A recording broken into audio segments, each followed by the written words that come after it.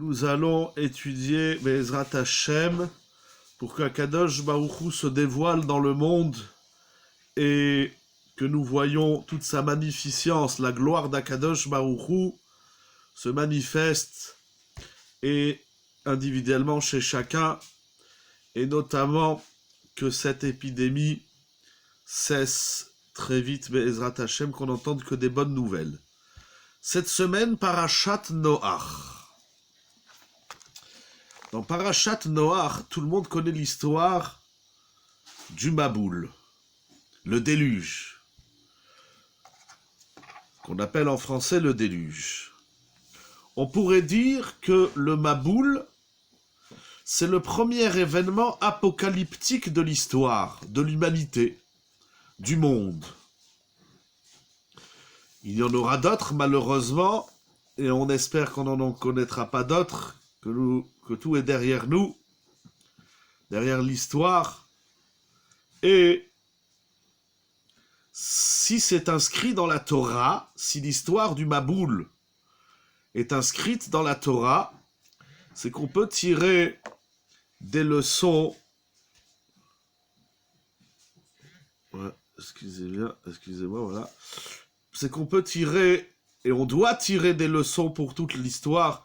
Comment on sort d'une situation que j'ai appelée dans le thème apocalyptique.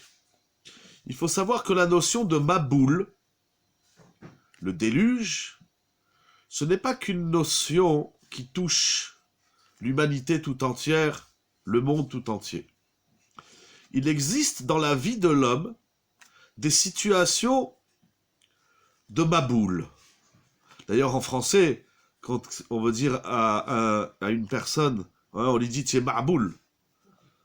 Le Maboul, présenté dans la Torah comme étant une intervention d'Akadosh Baruch Hu dans le monde, qui veut que l'humanité soit punie, que l'homme soit puni parce qu'il n'a pas compris quel est le sens de l'histoire, le sens du monde, ça va très très loin. Et encore une fois, ce n'est pas qu'à l'échelle universelle, c'est également, et peut-être même exactement de la sorte dans la vie de l'homme individuel. Il y a des situations dans la vie où on est plus que dans un tunnel, on est dans un tsunami.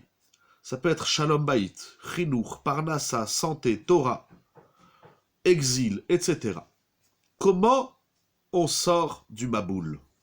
Comment on évite, je dirais même, comment on évite le Maboul? Je dis on évite le Maboul parce que Rashi, dans la paracha de cette semaine, nous dit que Akadosh Baruch Hu, lorsque les eaux du déluge ont commencé à tomber, il a attendu de voir si l'homme il allait faire tchouva, si l'humanité allait faire tchouva. Et si les hommes allaient faire tchouva, alors les eaux du Maboul se seraient transformées, plutôt que des eaux de malédiction, des eaux de destruction et de désolation, elles seraient devenues des eaux de bracha, des eaux de bénédiction. Al tityaesh min harachamim afilu cherev chada munachat al tzavaro shel adam al tityaesh atzmo min harachamim.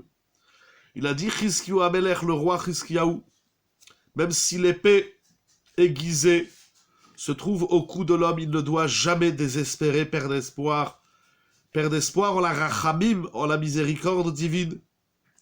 Donc même lorsque l'épée est là, même lorsque le drame, même lorsque l'apocalypse est là, il ne faut jamais perdre espoir. Comment transformer une situation apocalyptique, une situation d'épreuve, en source de bracha? Sans plus tarder, ce soir on va plus travailler la réponse que la question. C'est écrit dans la paracha de cette semaine, Vaïshaer Ach Noach, au chapitre 7, verset 23. Perek Zayin, Pasuk Rav Gimel. Seul Noach est resté. Qu'est-ce que ça veut dire Ach? On sait que dans la Torah, le mot Ach, Aleph, Chaf, vient diminuer. C'est-à-dire, même Noach, il a eu un problème. Même Noach n'était plus entier. Il dit Rashi, Goneach vekohe dam mitorach behemot veachayot. Noach, dans la Teva, Goneach, on traduit Gonéach, il gémissait, il souffrait de sang, il avait du sang qui coulait. Mitorach abehemot ve'achayot.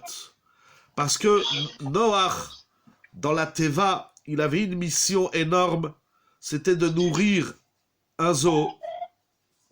Ah, pardon, il y a des voix, il y a des colottes et des brakim.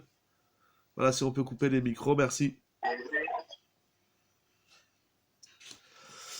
Il avait une mission, c'était pas seulement de sauver l'humanité, mais il devait sauver aussi les animaux. Et la mission de Noach dans la Teva, c'était de s'occuper des animaux.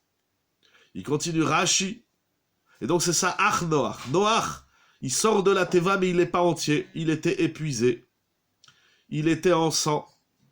Il gémissait, il n'en pouvait plus. Veyesh Omrim, il continue Rashi. She'icher mezonot le'ari vehekisho. Ve'alav ne'emar hen tzadik ba'aretz yeshulam. Il dit Rashi qu'un jour Noach, tout le monde connaît ce midrash, il a tardé à nourrir le lion. Alors le lion va le frapper et va le blesser. Donc Noach, il est épuisé de s'occuper de tous ces animaux, de tout ce zoo, de toute cette savane qui était introduite dans la Teva. Et également, il a reçu un coup du lion parce que Noach, Ish Tzadik Tamimaya Bedorotav, imaginez un tzadik qui doit s'occuper du lion, qui doit s'occuper des animaux et des oiseaux, etc. Et le lion va le frapper parce que Noach, il est arrivé en retard. Voilà, si votre repas n'est pas servi à l'heure, il ne faut pas, chasve khalila, envoyer des coups, mordre et s'énerver. Ça arrive d'être en retard. Ça, on peut expliquer à un humain. Mais un lion, on ne peut pas lui expliquer ça. Les Chachamim dans le Midrash, Yalkut Shimoni, dans Teilim Lamed Zaïd, nous disent la chose suivante. Chez les Achar Amaboul Avram Pagash et Shem. Veshalo be'ezezchut yatsatem minateva. Shem Cham et Yafet. Shem, c'est un des fils de Noach. Et Avram Avinu, qui a entendu l'histoire par la suite, dans le temps, quand il va entendre l'histoire du Maboul, il rencontre Shem, le fils de Noach, et il lui dit, dis-moi Shem, par quel mérite vous êtes sorti de la Teva? C'est pas seulement par quel mérite vous avez été sauvé du Maboul. Akadosh Baruch Hu vous a mis dans une Teva, dans une boîte, littéralement, dans un confinement. Maintenant, il fallait sortir de cette boîte. Quel est le mérite qui vous a valu la sortie de la Teva, de l'arche? Et Shem, le fils de Noach, lui répond à Avram Avinu, Mizchut achesed she'asinu im habehemot ve'achayot. Par le mérite du chesed, de la bienveillance qu'on a eue envers les animaux domestiques et les bêtes sauvages. Kol ota shana lo ba'a shena lenenu. Durant toute cette année-là du Maboul, on n'a pas fermé l'œil, on n'a pas pu sommeiller, on n'a pas pu dormir. Pourquoi? Il explique. Yesh chayot ochlot betrilat halayla. Il y a des animaux qui mangent en début de nuit. Yesh bensa halayla. Et il y a des animaux qui mangent au milieu de la nuit. Veyesh besof halayla. Et il y a des animaux qui mangent en fin de nuit, donc on ne peut pas aller dormir. Vechen bayom. Tu fais la sieste en journée. Et donc même en journée, il y a des animaux qui mangent le matin, il y en a en fin de matinée, il y en a l'après-midi, il y en a le soir. Mais Kitsour, c'est 24 sur 24 qu'il faut nourrir les animaux. Et nous étions préoccupés sans cesse et sans arrêt de nourrir chaque animal à son heure. Verak pa'amachat. Une seule fois, pa'amachat. Icher Noach la tête le harim bizmano. Noach, il a tardé de nourrir le lion. Veikaou. Et le lion, il va frapper Noach. Venasat solea al raglo. Et Noach, il va devenir boiteux, il va boiter. Donc, Avram Avinu, il rencontre Shem et il lui dit par quel mérite vous êtes sortis de l'arche. Parce que ça ne suffit pas d'être protégé du Maboul. Il ne suffit pas d'être protégé d'un apocalypse soit-il. Il faut encore sortir de chez soi. Il faut encore sortir de sa maison. Il faut sortir de son bateau, de sa boîte. Noach, il lui dit Shem, le mérite, il répond à Avraham Avinu, le mérite que nous avons d'être sortis de l'arche. Chaque jour, il aurait pu faire qu'on reste là-bas encore des années. Mais le mérite qui nous a valu de sortir de la Teva, c'est le chesed qu'on a fait avec les animaux. C'est incroyable. On va continuer le midrash, mais avant de continuer de ce midrash, on voit deux choses. Le chesed, ça te sort du confinement. C'est écrit ici dans le midrash. Il y a le coup de Shimoni. Et comme ça, c'est écrit aussi dans le midrash Tanchuma de Parashat Noach. Siman tête. Le premier point qu'on voit, c'est que le chesed, ça nous sort de tout emprisonnement soit-il. Le chesed, la bonté, la bienveillance, l'ouverture vers l'autre, ça nous sort de tout emprisonnement soit-il. Ça nous sort de n'importe quel tunnel, de n'importe quel confinement, de n'importe quelle boîte. Parce que Teva, ça ne veut pas dire arche, ça veut dire boîte. Dans la vie, on est dans une boîte. Eh bien, et on veut sortir, on veut une certaine liberté de vie, de d'épanchement de soi, de réalisation des projets, etc., etc. On est enfermé. Comment on sort de cette boîte? C'est par le chesed. Ça, c'est le premier point extraordinaire qu'on voit dans ce midrash. Bien sûr, il faut la tfila, la tchouva, le limouda Torah. Mais le chesed, ça sort l'homme de la boîte. Pourquoi? Dans un premier temps, c'est très facile à comprendre. On va aller voir jusqu'où ça va. Pourquoi c'est facile à comprendre? Parce que le chesed, justement, c'est cette ouverture de soi vers les autres. C'est cet épanouissement de soi vers les autres. Si tu es enfermé dans une boîte, c'est parce que tu t'ouvres pas vers les autres. Le chesed, ça ouvre l'homme, ça lui ouvre la porte, ça lui ouvre la fenêtre de toute boîte soit-il dans laquelle il pourrait être emprisonné dans sa vie. Le deuxième point extraordinaire, la tzedaka, c'est plus difficile. Je ne sais pas si c'est plus difficile, mais la tzedaka, vous savez, dans la tzedaka, la Gemara, elle dit, je crois donc tout vote, j'ai oublié, mais il y a une différence entre la tzedaka et le chesed. C'est parce que la tzedaka, c'est de son argent. C'est vrai, c'est pas facile de donner de son argent. Mais lorsqu'on donne de l'argent à l'autre, on ne sait pas qu'est-ce qu'il va faire avec. Il y a une certaine, voilà, tiens, prends 100 € et fais ce que tu veux avec. Le chesed, la Gemara, elle dit, c'est plus grand que la tzedaka. Parce que le chesed, c'est ben begoufo, ben bemamono. La tzedaka, ce n'est qu'avec mon argent. Alors que le chesed, c'est aussi avec mon corps. C'est pas ça, on peut faire du chesed, balayer à la maison, faire la vaisselle, les tâches, aider dans les tâches ménagères, ou bien même ben adam la chavero, aider quelqu'un à porter ses sacs. De même, la Gemara elle dit tzedaka be'anim. La tzedaka, ce n'est qu'envers les pauvres. Alors que le chesed, c'est ben be'anim, ben be'ashirim. On peut pas faire la tzedaka à un riche. Il vient un riche, il dit donne-moi la tzedaka. On dit tu as déjà plein d'argent.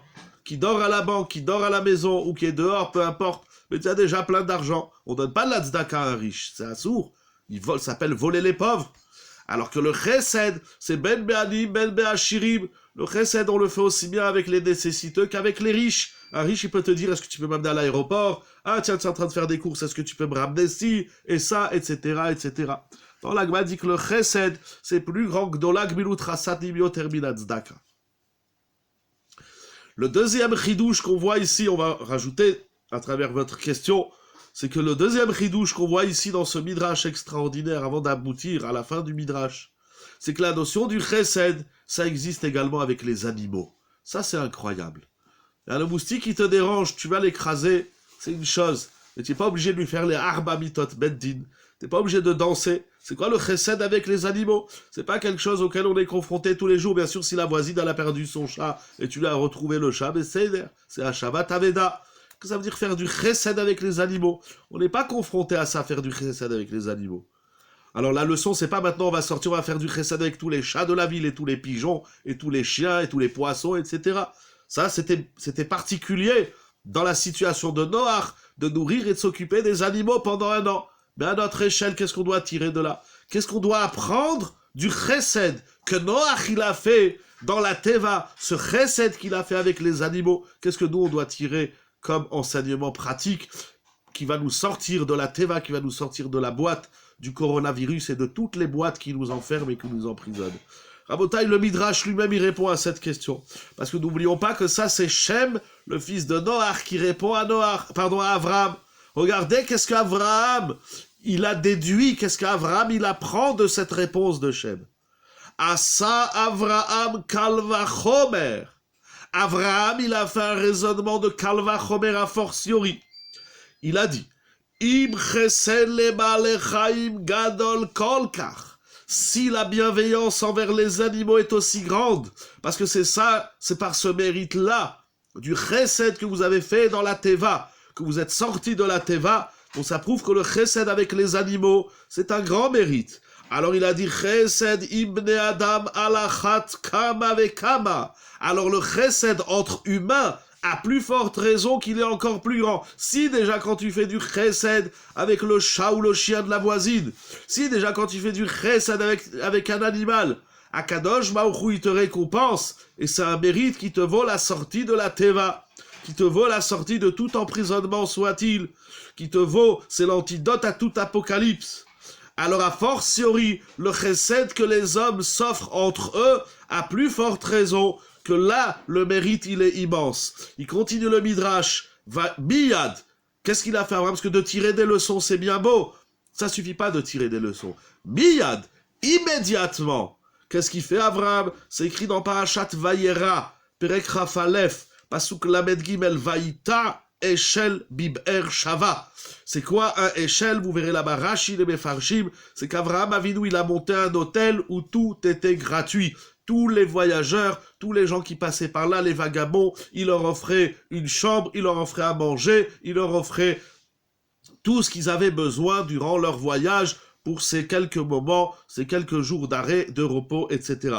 Avraham Avinu, c'est-à-dire nous, si un bonhomme il vient, il nous dit, vous savez, je passe mon temps vers du chesed avec tous les chats de la ville. Bon, on va lui dire, ok, ben tiens les chats. L'autre il va dire, je fais du chesed avec les pigeons. Ben c'est alors tiens me faire du chesed avec les pigeons.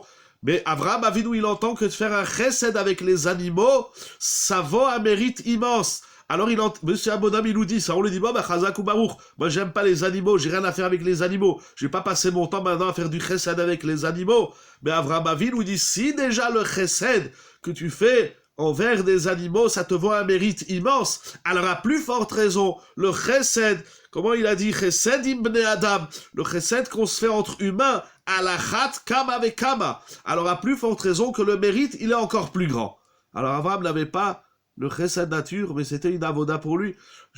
J'allais pas dire tout à fait comme ça, j'allais dire qu'Avraham Avinu, il avait besoin d'un rébé, il avait besoin d'un rav, c'est-à-dire que c'est Noach, c'est Shem, qui va apprendre, inspiré de Noach, qui va enseigner à Avraham Avinu l'importance du chesed. Tout le chesed, on dit Avraham Avinu, c'est le chesed. La mida de Avraham Avinu, c'est le chesed. Mais ce chesed-là, il l'a appris chez Shem. Alors, soit, pour répondre à votre question, soit il avait le chesed en nature, mais inspiré de Shem, de la réponse de Shem, s'inspirant de Noach, Avraham Avinu, il va surdimensionner le chesed. Et on va voir jusqu'où ça va. Il y a chesed et chesed. Il y a des gens, naturellement, ils sont bons, ils sont ouverts, ils sont serviables, ils sont généreux. Mais de Noach, il apprend la madrega du chesed. Soit il avait l'amida, et avec Noach, il va grandir l'amida, soit il avait l'amida, mais il n'avait pas compris, il n'avait pas la notion du mérite que cela vaut d'être Baal Chesed. Et le chidouche de Avraham Avinu, c'est pas seulement de comprendre les choses, c'est pas seulement de comprendre que le chesed qu'on peut se faire entre hommes est supérieur au chesed qu'on fait avec les animaux, mais miyad, il dit le Midrash, miyad, immédiatement, vaïta, eshel, biv'er, shava, toute la gmilut rasadim, tout le chesed de Avraham Avinu, il l'a fait tout de suite. C'est-à-dire, si tu as compris que la chose, elle est grande, pourquoi tu attends de la faire demain ou la semaine prochaine? Vous savez, pour ceux qui me connaissent, j'ai déjà dit plusieurs fois que lorsqu'on comprend quelque chose dans la vie, alors des fois on dit, bon, Bezrat Hashem, à partir de demain, je vais améliorer. Rabotai, c'est très grave. On n'améliore pas à partir de demain. On améliore, Mia, tout de suite. Il a fini sa discussion. Il a fini d'entendre le chiour de Shem qui lui explique qu'est-ce qu'ils ont fait dans la Teva. Alors tout de suite, il sort du chiour et il met en pratique. C'est pas une malade de faire les choses demain. Les choses, il faut les faire miyad, tout de suite et immédiatement. Et donc, le Midrash Tanchuma Yalkut Shimoni, ils nous disent que c'est pas... Et puis le chesed, troisième point qu'on apprend de Noach, c'est lo ta'amu ta'am shena, lo Noach velo banav. Pendant 1 an, ils ont fait un chesed et ils n'ont pas fermé l'œil. Rappelez-vous ce midrash, parce qu'on va finir avec un midrash. À la fin, tout à l'heure, on va ramener un autre midrash, vous allez voir jusqu'où ça va. Ça, c'est pas Noach, il a dit maintenant je vais dormir de minuit à 8h ou à 6h ou de 11h à... Chacun son horaire. Noach, il devait être disponible 24/24 pour des animaux. C'est tout simplement incroyable. Nous, on dit, bon, écoute, je veux bien te rendre service, mais appelle-moi la semaine prochaine. Le bonhomme, il a le temps de mourir. Il a même temps de faire triatamétim jusqu'à ce qu'on se réveille pour lui faire du chesed. Mais on va revenir sur ces idées. Ça, c'est le premier midrash avec les 3 idées que nous avons déduites. Il ramène Rav Tzvi Necker dans son livre extraordinaire. Ah, peut-être vous allez le voir à l'envers, il faut que je fasse encore le réglage. Dans son livre Becha Batachnu. Ce sont des shiurim qu'il a écrits basés sur des shiurim de son Rav Yitzhak Zilberstein Shalita. Il ramène dans Becha Batachnu, page 104, quelque chose d'incroyable. Il ramène Veiksha Mashgiach Hagaon Atzadik Rabbi Zaydel Epstein. Rabbi Zaydel, il pose une kushia sur ce midrash. Lichora, apparemment. La Maya Tsarich Hakadosh Mauchu Leatriach et Atzadik Liot Sovel Hu Mishparto Bloshena. Parce que le 4e point qu'on déduit de ce midrash, c'est que Noach, c'est un tzadik. Noach, c'est pas un paysan ou un berger ou je sais pas quoi. Noach, c'est un tzadik. Pourquoi Kadosh Mauchu, il a imposé, voire infligé à ce tzadik-là de s'occuper des animaux et de pas pouvoir dormir? Chez Zeu Gamken Efechateva, c'est va contre la nature. C'est pas naturel de pas dormir pour s'occuper des animaux de la planète ou même pour s'occuper de quiconque. Bien sûr, l'oralenu, lorsqu'une personne est en danger, on sait se réveiller, même au milieu de la nuit. Il raconte qu'on n'entende que des bonnes nouvelles. Mais pourquoi Kadosh Baruch Hu, il a fait que Noach, il doit pas dormir et il doit faire un chesed les Ba'alaminateva. J'ai même envie de rajouter sur la question, c'est une question que j'ai depuis le début, c'est Noach, il a envie d'étudier la Torah.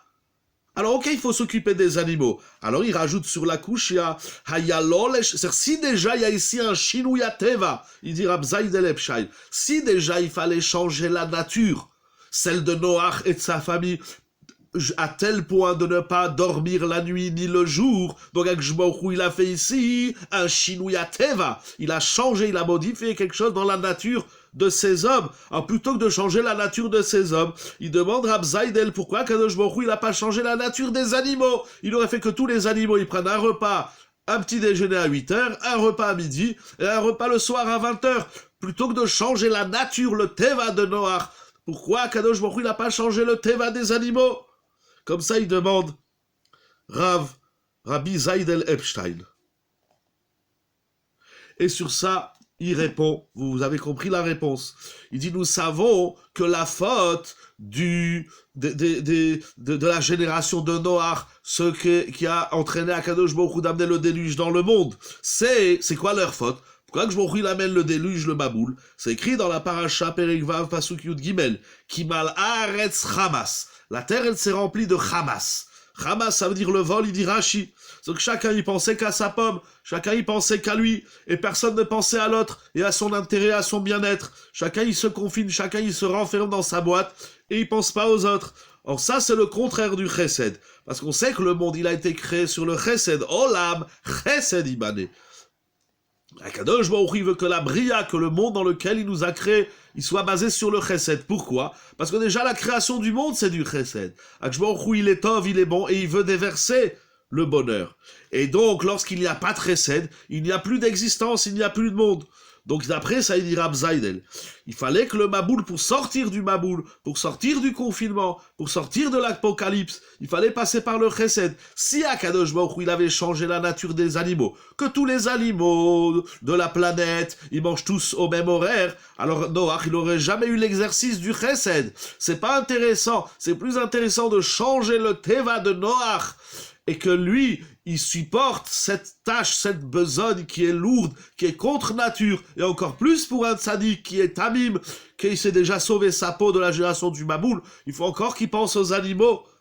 Mais Akadosh Baruch Hu dit oui, là, tu vas faire du chesed. Si Akadosh Baruch Hu, il avait changé la nature des animaux, Noach, il n'aurait pas fait de chesed. Et c'est pour cela que ne serait-ce qu'une seule fois, il conclut comme ça son discours, ne serait-ce qu'une seule fois où il a tardé le repas du lion, c'était déjà une erreur. Noach, il s'est mis en danger. Il a tardé. Il avait certainement des raisons. Je ne sais pas lesquelles, j'ai pas trouvé. Pour l'exercice de la Rachamim, il faut une création.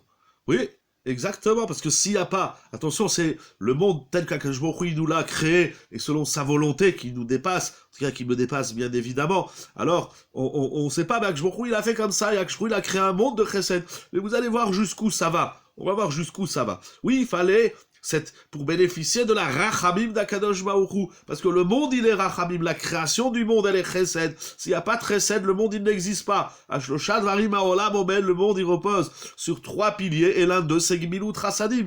S'il n'y a pas de chesed, le monde il s'écroule. Pourquoi? Parce que le monde il est chesed. Parce qu'Akadosh Baruch Hu il a créé le monde par pur chesed. Ça c'est l'idée extraordinaire que ramène ici Rav Tzvi Necker. Ça veut dire, et c'est tellement extraordinaire, c'est tellement emballant que Avraham Avinu, ça veut dire ici Noach, il va devenir le Rav de Avraham Avinu sur la mida du Chesed. Il va l'inspirer. Et on sait combien de Chesed Avraham Avinu il va faire. C'est pour ça qu'il va vouloir sauver les habitants de Sédom. C'est pour ça tout le Chesed d'Avraham Avinu, ce Chesed qui nous paraît excessif, mais tout ça il a appris chez Noach. Son Rebbe du Chesed, c'est Noach. Jusqu'où ça va? Rav Tzvi Necker, un petit peu plus loin dans la page 134, il ramène une remarque extraordinaire au nom de Rav Nissim Yagen.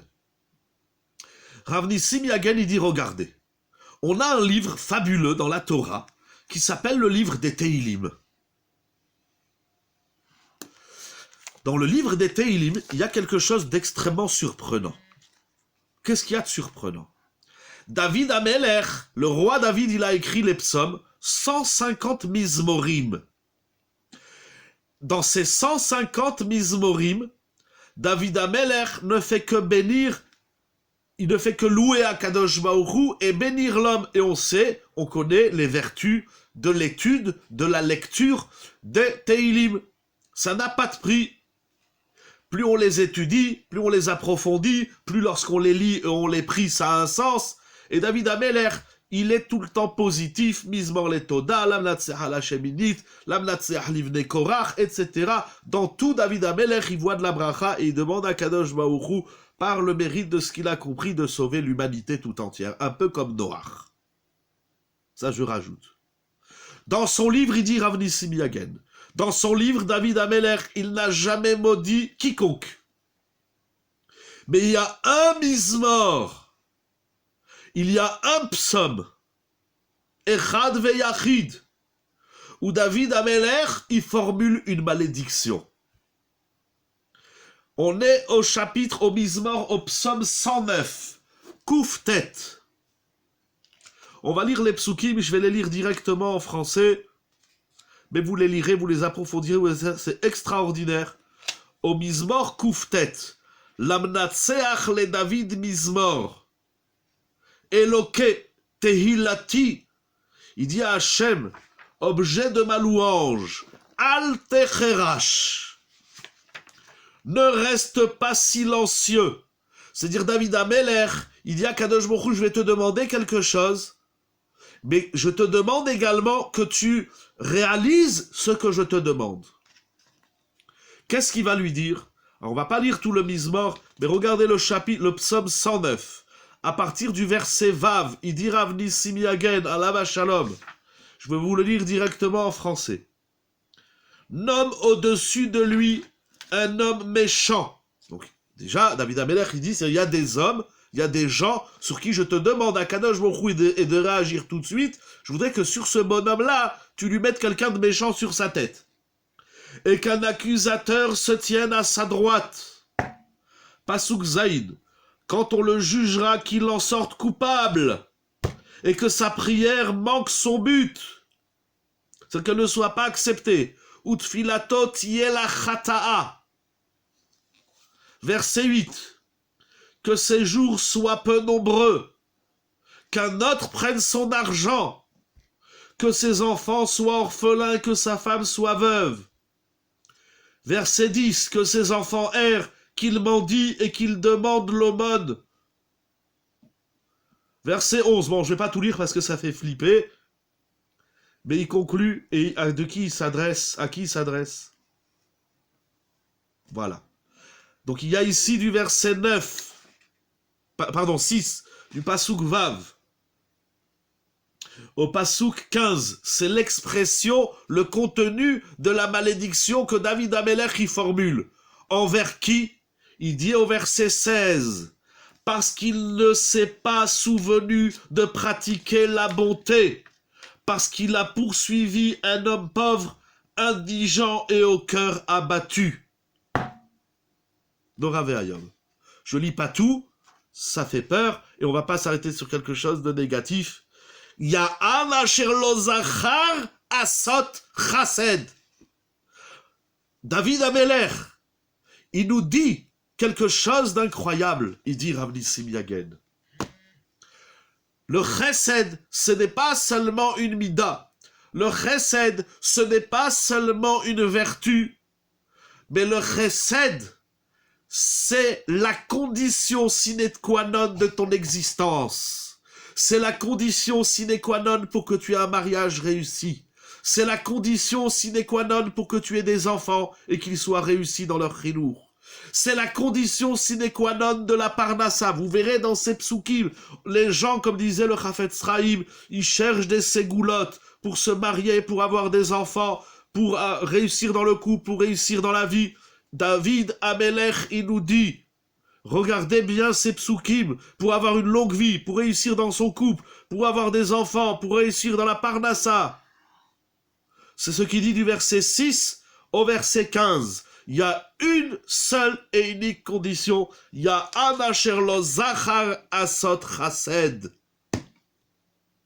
Lorsqu'on oublie, c'est incroyable d'ailleurs la structure, la formulation du verset, parce qu'il ne s'est pas souvenu de pratiquer la bonté. C'est-à-dire qu'un homme, il n'a même pas le droit d'oublier de faire du chesed. C'est tellement vital. Et le chesed, c'est l'antidote à tous les apocalypses soient-ils. Il n'y a rien qui est épargné. Quand on fait du chesed, on a la réussite dans tout. Et lorsqu'il n'y a pas de chesed, David Amelech, et ce constat de Rav Nissim Yagen, il est extraordinaire. Parce que c'est la seule fois où David Amelech, il formule une malédiction. C'est tout simplement incroyable. Nora mamash, klalot ayumot, des malédictions qui sont graves. Retsef nora shel yisurim miltinif fasim, asonot noraim, ou bekitsur pachad pachadim mamash. Pardon, il faut que je traduise un peu.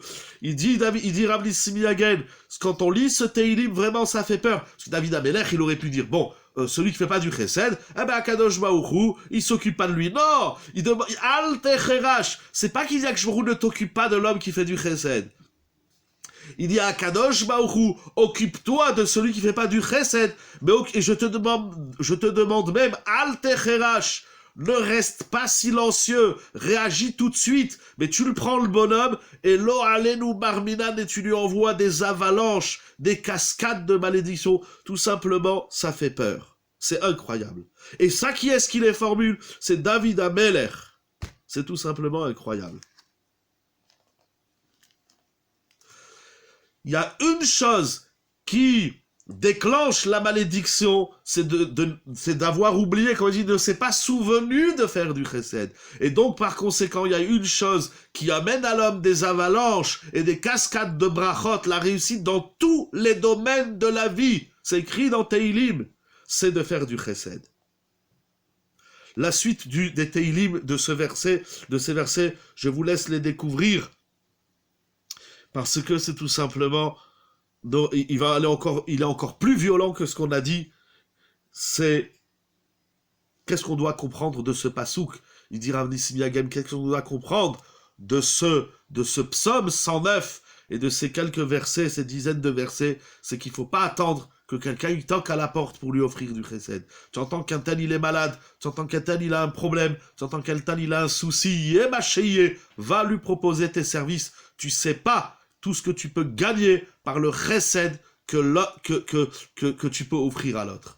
On n'imagine pas. Il faut, encore une fois, je ne veux pas trop m'attarder sur les psukim parce que vraiment, ça me fait peur, ça veut dire que c'est violent. Combien de fois Par exemple, je dis toujours, on est à table. Alors on demande, voilà, le sel, il est un peu éloigné. Et on dit à l'autre, est-ce que tu peux me passer le sel? Ou tiens, si tu vas à la cuisine, ramène-moi ça. Ou bien, toutes les façons, tu vas en ville, alors fais un petit crochet, tu déposes mes affaires au pressing, ou tu m'achètes de la sauce tomate, etc., etc. Et combien de fois on dit, je suis pas ton pigeon, je suis pas là à ton service, pour qui tu m'as pris, je suis pas ta boniche, etc., etc. C'est tout simplement Nora Ve'ayom. Il dit, Rav Nissim Yagen, n'attends pas que l'autre, il te demande du chesed. Offre-lui ton chesed avant même qu'il te le demande.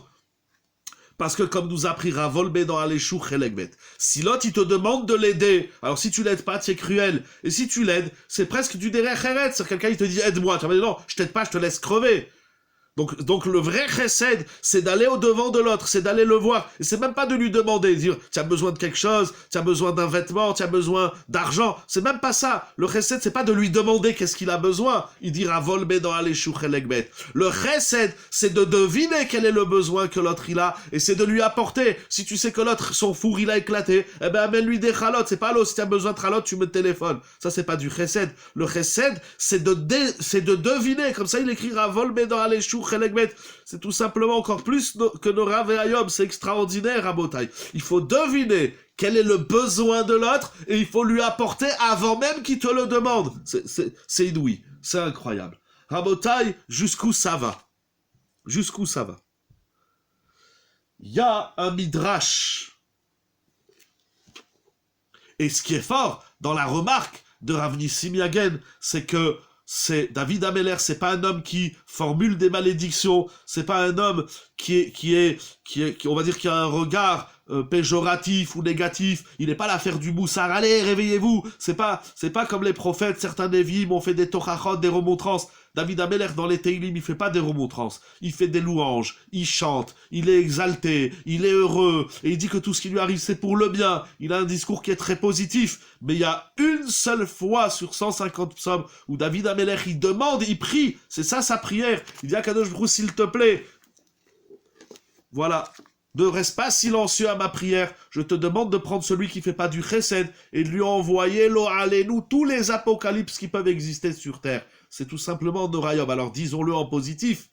Rabotai, jusqu'où ça va? Il y a un midrash dans ma Sechet Semachot. Au chapitre 8 de ma Sechet Semachot.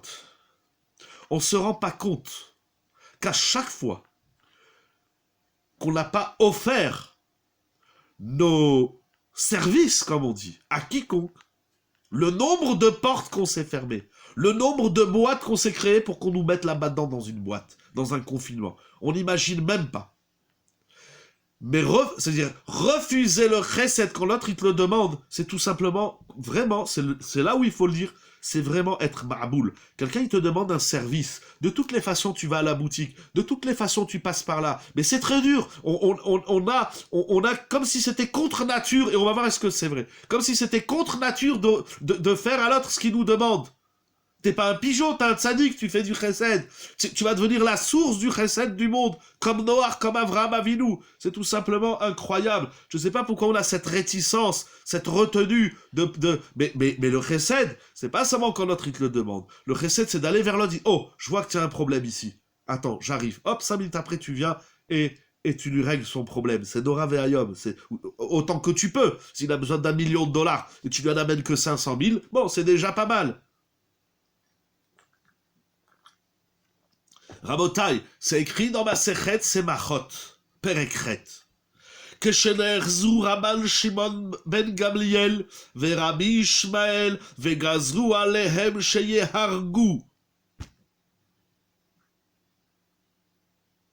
Ah. Vous savez, vous connaissez l'histoire des 10 martyrs, les 10 chachamim, qui ont été tués par les Romains.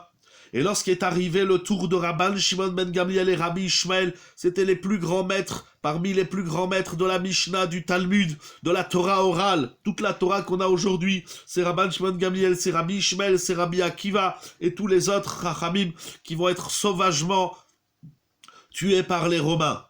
Alors lorsqu'est arrivé le tour de Rabban Shimon ben Gamliel et de Rabbi Ishmael, Aya Rabbi Ishmael Boché, vous savez, Rabbi Ishmael, c'était le Kohen Gadol. Il était Kohen Gadol.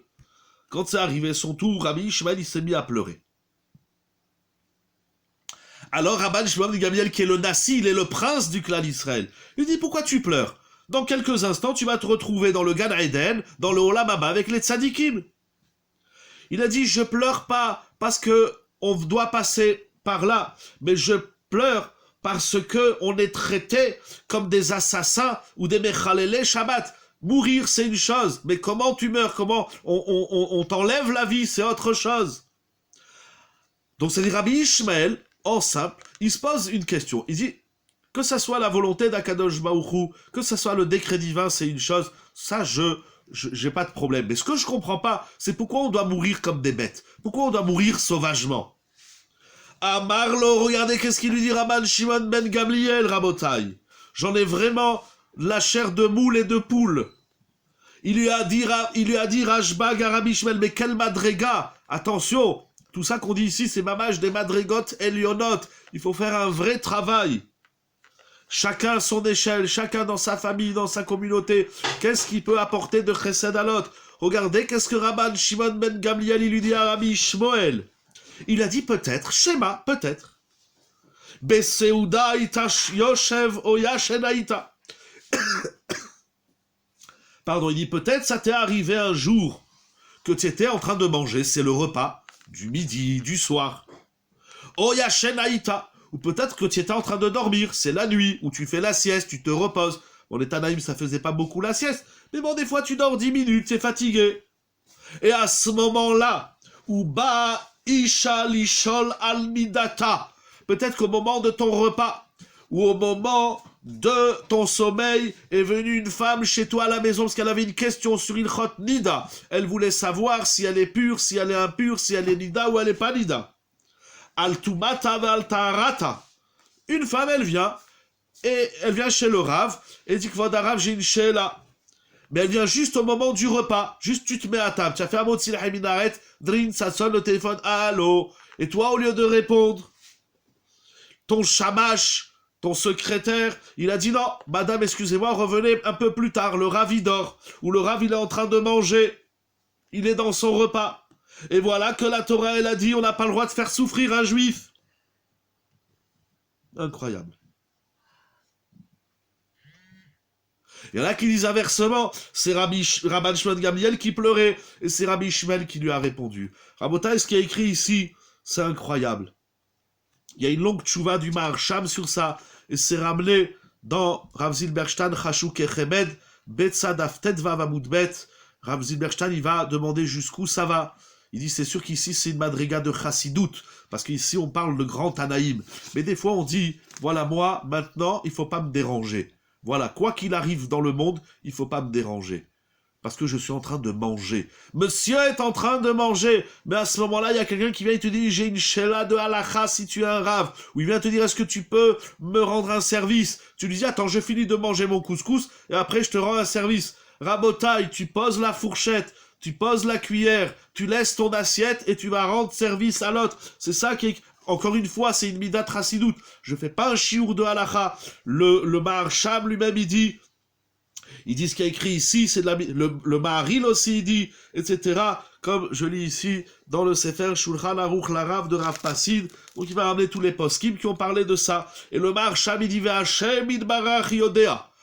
Maharsham, c'était un grand décisionnaire dans la halakha. Il dit que Dieu sache, je prends Hachem à témoin, qui a dit, Béoni, dis-moi, à mon pauvre niveau, Kama Peamim, il dit combien de fois, Izarti et bene beti, j'ai mis en garde les gens de ma famille, que si on vient me poser une question de halakha, au milieu du repas ou au milieu de mon sommeil, il dit ne le remballez pas, faites-le rentrer tout de suite.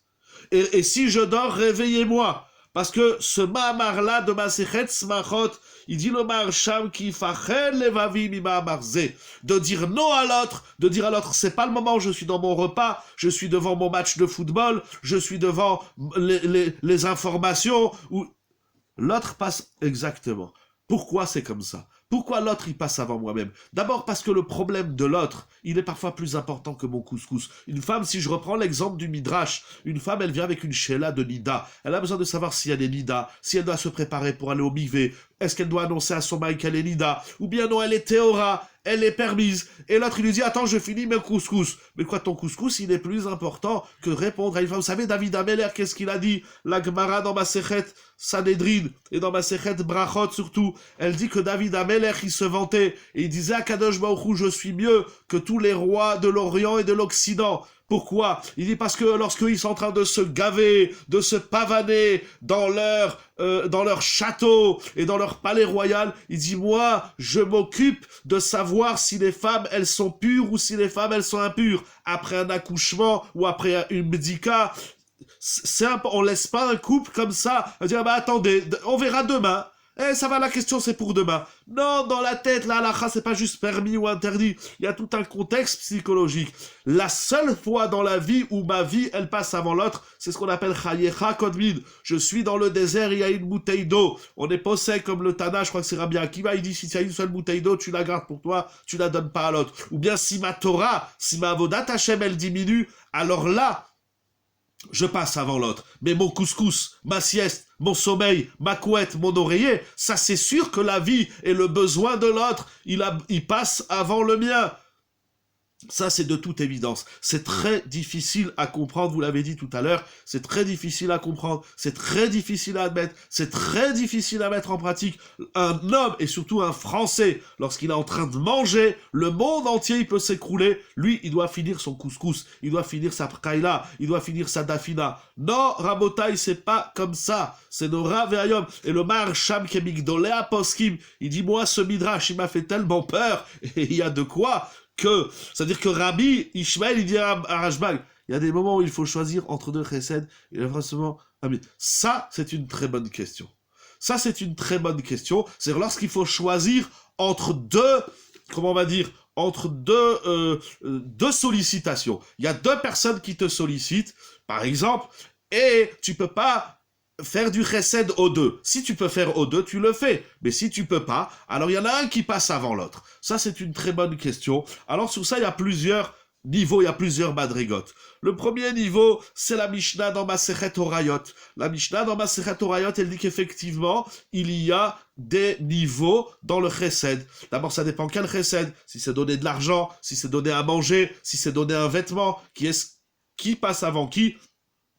Et tu dis Masechet la Mishnah dans Masechet Horayot. Maintenant, il faut savoir une chose, que le plus grand des chesed, ça c'est écrit dans Abraham Friedlander, Ravolbe, il parle de ça aussi, le plus grand des chesed, c'est son couple, c'est Shalom Bayit. Et ce qui est incroyable, c'est que bien souvent, un homme, il va dire oui au monde entier. Vous savez, je raconte toujours cette anecdote. Merci de ta question, parce que tu m'as rappelé une anecdote. Pardon, rien d'extraordinaire, mais personnel. Vous savez, moi, j'aime bien parler du Shalom Bayit, j'adore le couple, etc. C'est un exercice extraordinaire. Le premier exercice de l'histoire de l'homme, c'est Shalom Bayit, Adam et Chava. Et vous savez, le premier couple dont je me suis occupé, entre guillemets, ou en tout cas qui est venu me voir, il y a à peu près 23 ans, quand je suis arrivé à Nice, c'est un jour, une dame, elle vient me voir, elle m'a dit des horreurs sur son mari. Elle m'a dit, mon mari ne me donne jamais de l'argent. Le mari travaillait, elle était mère au foyer, elle s'occupait de ses enfants, il disait va faire les courses pour Shabbat, par exemple. Elle dit mais j'ai pas d'argent. Alors dans le temps c'était les francs, il lui donnait 50 francs, il lui disait débrouille-toi. Il dit bah 50 francs, ils avaient 5 enfants si je me trompe pas, et rien, jamais, il dit tu te débrouilles, tu trouves l'argent et tu fais les courses. Un maboule. La deuxième chose, il était très méchant avec elle, il n'était pas du tout sympathique, il n'était pas du tout arrangeant, vraiment il était très dur avec sa femme. Mais c'est pas ça le plus exceptionnel que je voudrais vous raconter.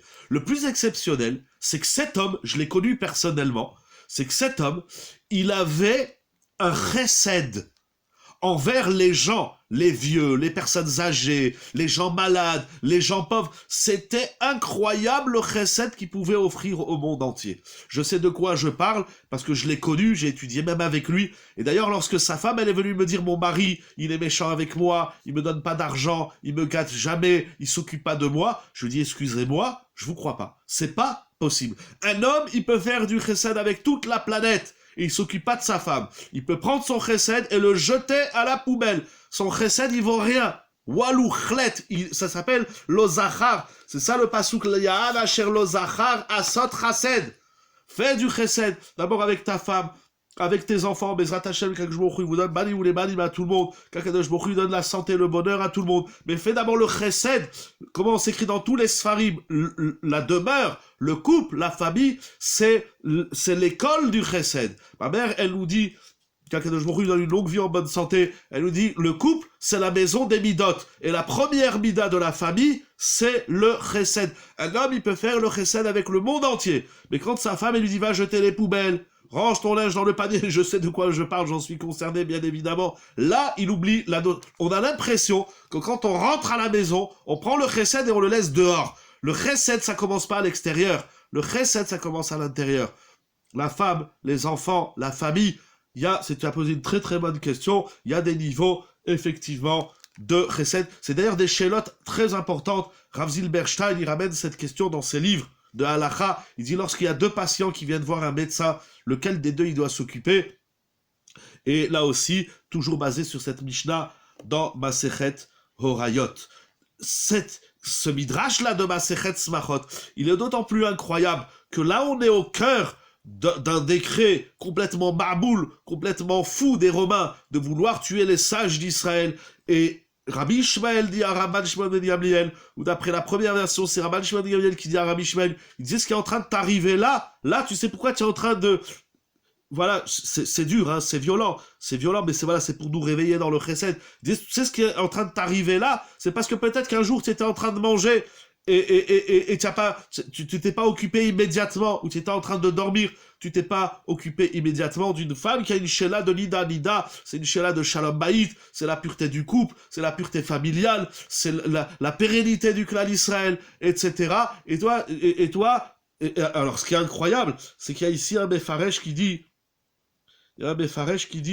que, ce qui est encore plus incroyable, bon, c'est ramené ici dans le Sefer, ce qui est encore plus incroyable, c'est que le Maharsham, il a jamais dit non. Le Maharsham, s'il le faut, il le sait même pas. C'est son secrétaire, il a dit maintenant, il faut pas déranger le rabbin. Maintenant, laissez le rabbin tranquille. Bien sûr, si ça va de la santé du Rav, ici dans la Sheila, si ça va de la santé voilà, lo Alelu, il est malade ou quoi, bon, ça c'est, je parle pas de ça. Mais Stam, le Rav, il dort. Et alors, ben réveille-le. Vous savez, moi, ça m'est arrivé, un jour, un élève, à 2h30 du matin, il a tapé à ma porte. Je peux pas dire la Sheila, c'était pas une Sheila de Nida, c'était une Sheila dans Ilchot Shabbat et Yom Tov. À 2h30 du matin, il a tapé à ma porte. Il est venu chez moi, il a tapé, et j'ai eu peur. Je disais à ma femme, ça toque à la porte. Il me dit, mais non, allez, tu rêves, tu crois que tu es tellement un rave que les gens viennent te réveiller à 2h du matin. Et calme-toi, elle m'a pas dit ça, Chazvé Shalom. Mais en tout cas, alors c'est tellement ça, je me suis levé, je dis, qu'est-ce que tu fais là? Il me dit, j'ai une Sheila dans Yom Tov. Quoi, à 2h30 du matin? Ben oui, à 2h30 du matin. Bon, mais ça, j'allais pas lui dire dégage, il est là. Non, un rave, et quand on est communautaire, quand on est universel, quand on est social, eh ben à la porte, on met pas un panneau où c'est écrit attention, chien méchant, chien dangereux, dégagez sinon je vous tire avec mon fusil. Au contraire, on met un panneau et on dit ici c'est la maison ouverte pour celui qui veut, quand il veut. Attention, c'est une madriga. Je dis pas que dorénavant, il faudra le faire comme ça tout le temps et envers tout le monde. Il faut faire attention parce que d'abord le chesed, surtout lorsqu'on est marié, on a une épouse, on a un mari, on a des enfants. Ça, j'ai déjà dit, le chesed de la famille, il est plus important que le chesed de l'extérieur. Ça veut pas dire qu'il faut pas faire du chesed à l'extérieur. C'est très important de faire du chesed à l'intérieur et à l'extérieur, bien évidemment. Mais il faut apprendre.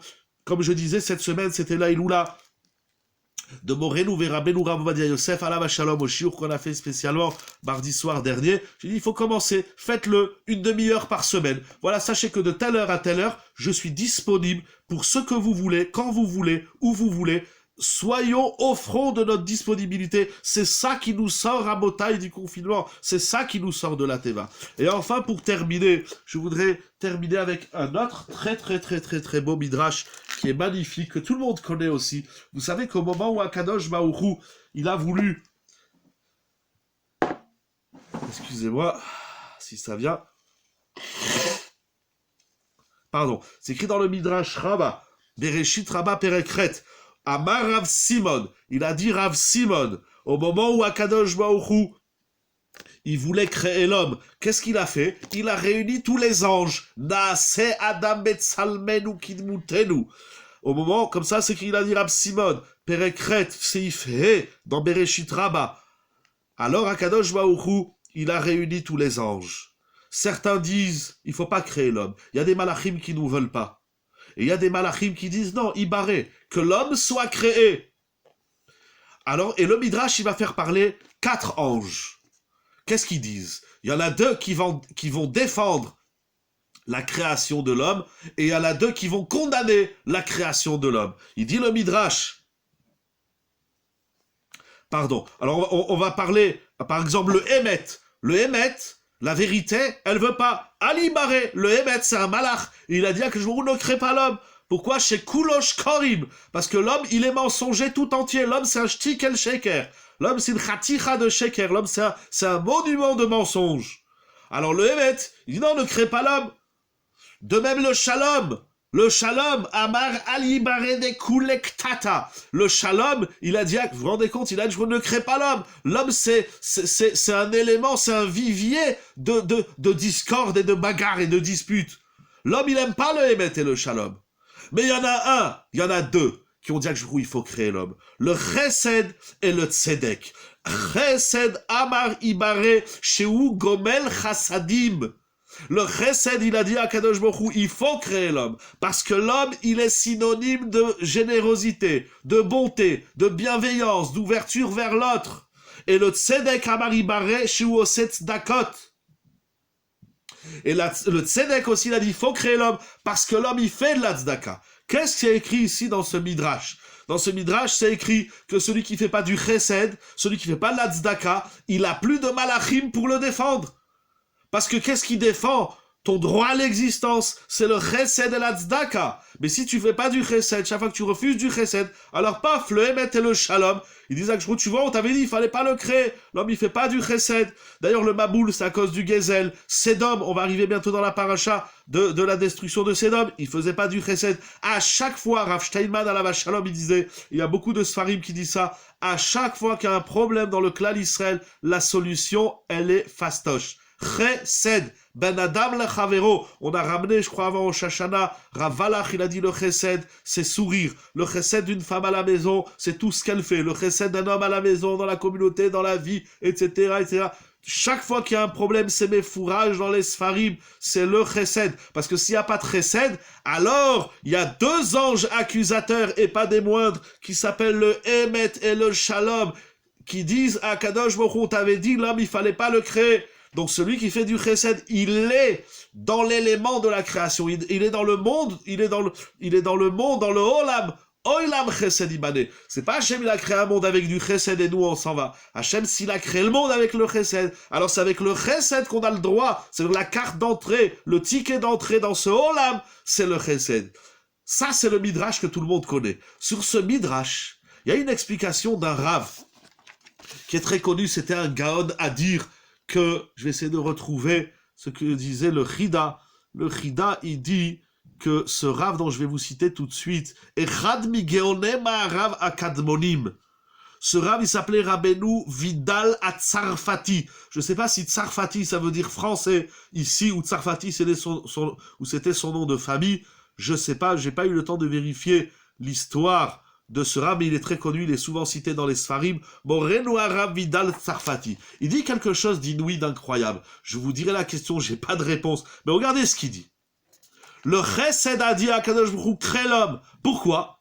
Alors on a dit, Olam Chesed Ibane, le Chesed, ça donne le droit à l'existence à l'homme, Noach, Avraham, Shem.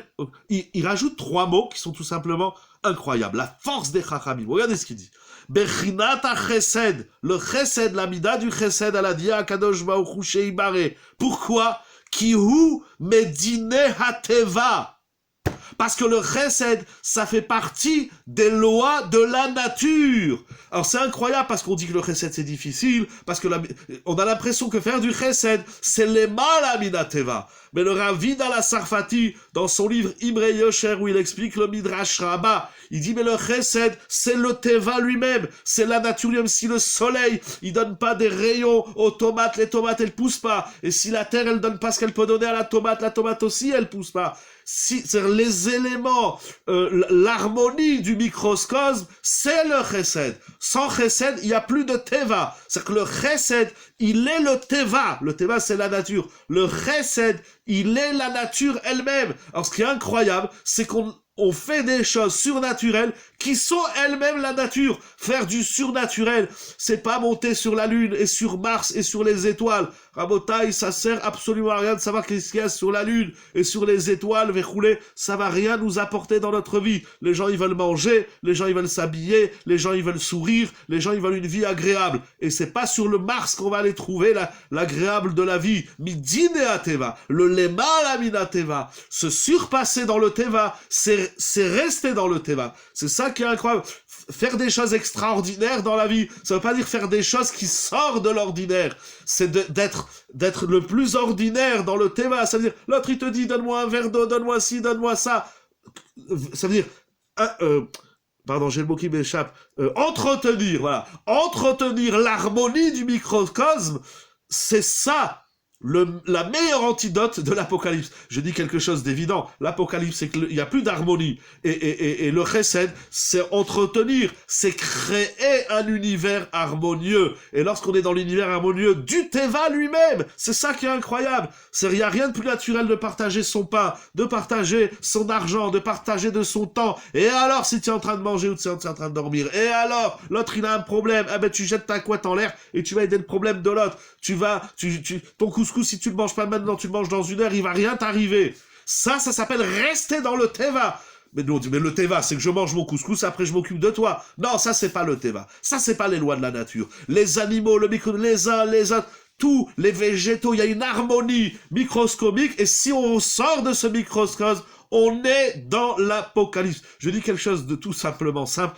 L'antidote de l'Apocalypse, c'est quoi? C'est de rester à l'intérieur de l'univers du microcosme qu'Akadosh Baruch Hu il a créé. Et comment on entretient le Teva? C'est par le Chesed. Voilà, Yehi Ratzon, c'est ça l'idée que je voulais partager avec vous ce soir. Yehi Ratzon, Mishemera, qu'Akadosh Baruch Hu vous donne bracha, tzlacha, yeshuot, nissim beniflaot, lechaim, qu'on arrive, Yehi Ratzon, tout de suite, pas demain. Je sais, il est déjà un petit peu tard, 21h35, mais encore une fois, c'est une madriga. Je dis pas que maintenant vous allez laisser, merci beaucoup, vos téléphones allumés 24/24. Il faut faire, parce que si on n'est pas à la madriga, on craque, et après on peut voir plus personne. Mais au moins de temps en temps, que ce soit à la maison, de rentrer à la maison, un homme il peut rentrer chez lui, il dit à sa femme, voilà, ce soir, je suis disposé, ce que tu as besoin, tu me demandes. La vaisselle, le linge, je sais, ma femme elle est en train de rigoler, et elle n'écrit pas tout et ne retient pas tout ce que je suis en train de dire, mais il y a des choses... Mais Kitsour, oui, tu dis voilà, pendant 2 heures, je suis à toi, ce que tu veux, que je te lave les rideaux, que je te repasse la maison entière, ce que tu veux, Anilo Yodea, ce que tu veux, et vice versa. Bien sûr, une femme, vous allez dire la femme, elle est disponible pour son mari 24/24. C'est vrai, mais des fois, elle peut lui faire croire que là, ça va être spécial. Avec les enfants, la même chose. Avec les amis, les petits-enfants, la famille, Anilo Yodea, voilà, par petite dose. Moi, je pense que 1 heure par jour ou 1 heure par 2, si c'est naturel. Mais c'est ça qui est incroyable, parce qu'il est difficile de rester naturel. L'homme, il aime faire des choses, comment on dit, il aime faire des choses, des feux d'artifice. On pense que de faire des choses normales et naturelles, ça n'a aucun sens. La grandeur des hommes. Et c'est ça que Noach, il nous apprend. Merci pour votre question. Noach, il nous apprend qu'on s'occuper des animaux.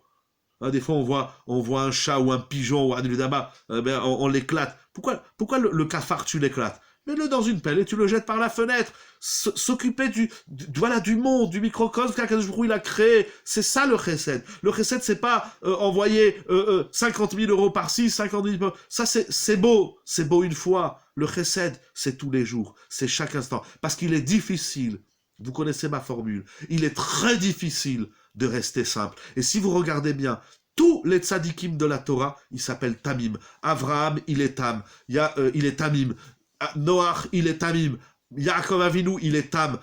Moi, je traduis Tam par la simplicité. Mais oh, combien il est dur de rester simple. Oh, combien il est dur de rester naturel, de s'inscrire dans le Teva. Le plus grand miracle, c'est de s'inscrire dans les lois de la nature. C'est incroyable ce qu'il écrit ici, le Rav Vidal Tsarfati. C'est tout simplement incroyable. Que le chesed, ça s'inscrit dans les lois de la nature. Bien sûr, c'est incroyable. C'est difficile de rester normal. L'homme, il veut être anormal, il veut être un maboul. Et Yeratson, qu'Akadosh Baruch Hu, il guérisse le monde, il envoie la refoua dans le monde, qu'on s'entraide les uns les autres, qu'on n'attende pas que l'autre il téléphone. Allô, j'ai un besoin. C'est nous, on va aller à son avant, on va lui dire, j'arrive, je t'ai amené à manger, je t'ai amené du linge, pas pourri que j'ai rien à faire dans mon placard. Ça, c'est pas du chesed. Va à Poligoy, va à Niloda où tu veux, va à Galerie Lafayette, mais offre-lui des paires de chaussures neuves. Pourquoi on donne que nos vieilles paires de chaussures, Ribono, Shel Olam? Pourquoi les pauvres, ils ont pas le droit d'avoir des chaussures neuves? Faut toujours leur donner notre poubelle. C'est pas des poubelles. Il y a de la noblesse, il y a du kavod. Tu voilà, va t'acheter une paire de chaussures à telle boutique. Tiens, voilà, 100 €, va t'acheter des chaussures. Ou bien tu la mets une belle paire de chaussures toute neuve. Yiratson Kakadosh Baruch Hu, il comble le monde entier, et encore plus le clan Israël qui vous comble. Vous avez étudié ce Dvar Torah avec moi. Je vous remercie. Je remercie tous les organisateurs qui sont derrière les écrans.